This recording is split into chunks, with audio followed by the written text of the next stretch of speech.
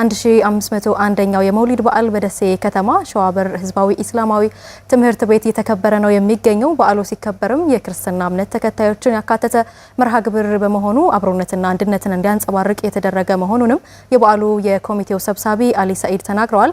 በበዓሉ ሀብት በማሰባሰብ የሰደቃ ፕሮግራምም ተካሂዷል። የመውሊድ በዓል አከባበርን ከድር አሊ ከደሴ መረጃ ደርሶናል። ተከታትለን እንመለስ።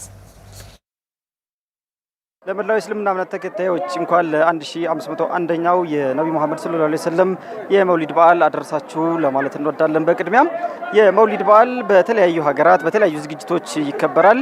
በደሴ ከተማ ደግሞ ከረጅም ዓመታት በፊት በተለይ በዚህ በሸዋበር እስላማዊ ህዝባዊ ትምህርት ቤት ይከበራል ማለት ነው። በዘንድሮ በዓልም በተለያዩ ዝግጅቶች ይህ በዓል እየተከበረ ይገኛል በዚህ ትምህርት ቤት ማለት ነው።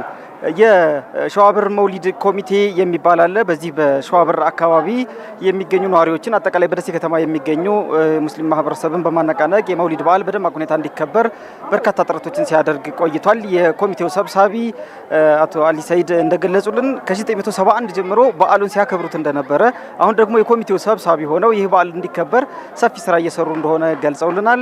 የበዓሉ መከበር ደግሞ በተለይ የነብዩ መሐመድ ሰለላሁ ዐለይሂ ወሰለም ትዕዛዛት ሙስሊሙ ማህበረሰብ እንዲገነዘብ እንዲሁም ፈለጋቸውን እንዲከተል የምናስተምርበት ነው ብለዋል። ከዛ ውጪ ነብዩ መሐመድ ሰለላሁ ዐለይሂ ወሰለም ለዓለማት እዝነት ነው የተላኩት።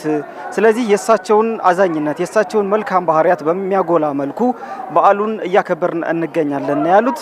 ይህ በዓል ለየት የሚያደርገው ሸዋበር ላይ ሲከበር ያው ወሎ በተለይ በዚህ በመቻቻል በሃይማኖቶች መከባበር የታወቀ አካባቢ ነው። ሸዋበር ላይ ደግሞ የእስልምናና የክርስትና እምነት ተከታዮች በዓሉን አብረውት ያከብራሉ። ያው እንደምትመለከቱት ከጀርባዬ የእስልምና እምነት ተከታዮች አሁን የሰደቃ ፕሮግራም እየተካሄደ ይገኛል። በዚህኛው በኩል ደግሞ የክርስትና እምነት ተከታዮች የምገባ ስርዓት እየተካሄደ ነው የሚገኘውና ሁልጊዜ በየዓመቱ እርድ ሲፈጸም ለሙስሊሙም ለክርስቲያኑም ራሱን የቻለ የእርድ ስርዓት ይኖራል ማለት ነው። ስለዚህ የክርስትና እምነት ተከታዮችም በዚህ በዓል ላይ ጋባዥ ሆነው ይሳተፋሉ ማለት ነው። ይህ ደግሞ የአብሮነት እሴትን የሃይማኖቶች መከባበርን በማጉላት ከፍተኛ አስተዋጽኦ ያበረክታል ብለዋል የኮሚቴው ሰብሳቢ ማለት ነው። ያነጋገርናቸው የእስልምና እምነት ተከታዮችም እንዲሁ በዓሉን በተሳካ ሁኔታ እያከበሩት እንደሚገኙ በየዓመቱ የሚናፍቁት ባህል መሆኑን ተናግረዋል።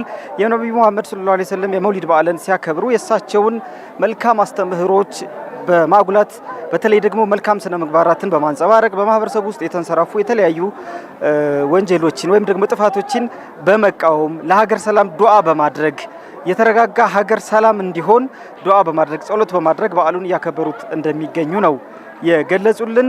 ለመላው እስልምና እምነት ተከታዮች በድጋሚ እንኳን አደረሳችሁ መልካም የመውሊድ በዓል ለማለት እንወዳለን። ለጊዜው እጄ ላይ ያለው መረጃ ይህን ነው የሚመስለው።